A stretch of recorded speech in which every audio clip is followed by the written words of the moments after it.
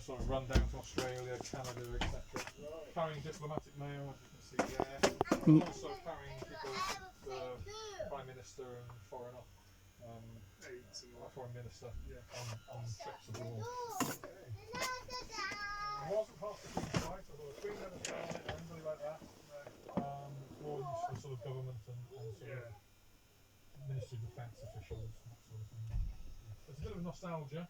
It's exactly as it was when it was sort of taken out of service, which was 50 years ago. 50 years ago. Something like that, yeah. 1970. Come out here, Eno. Have a look at this. And Harold Wilson left his sandwiches, you say? Area. And then inside there you've got a navigator, flight engineer, captain, co-pilot. They're still in the ceiling, you can see a sextant. Okay. So, you know, navigational aid by the stars. Just in case. Just in case. So how did you say, like, you both see the stars? I know you're up there, but you've only got a small navigator. I'm not a navigator, so I won't be able to. Whenever I see people using them, they're always like looking up like that. Yeah. So maybe you don't need to do it because you're already up there.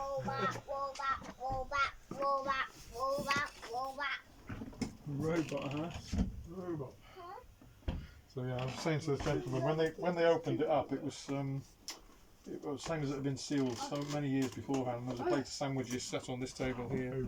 That had been there God knows how many years. But you know, hey ho. So the Comet itself, don't know how much you know about the Comet.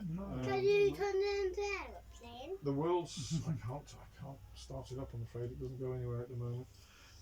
It was the world's first jet. Oh right. Passenger jet. Daddy. Daddy. Right. First flew in the late 1940s.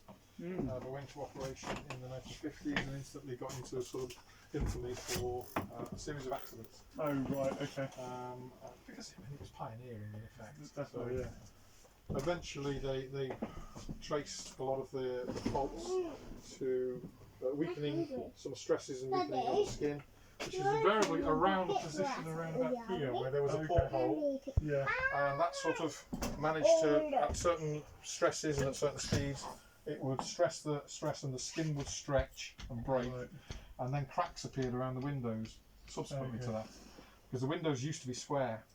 And you can't really put a square window in a jet aircraft. You never see them in these days. They're all round. Yeah, exactly. Yeah, it's because the weak points are at the corners. Exactly. You have to add extra strength for no reason. Yeah. So as the stresses from the porthole in the roof then rippled round through the whole airframe, it caused cracks in the windows. The windows broke, depressurised, and the aircraft literally broke up in flight.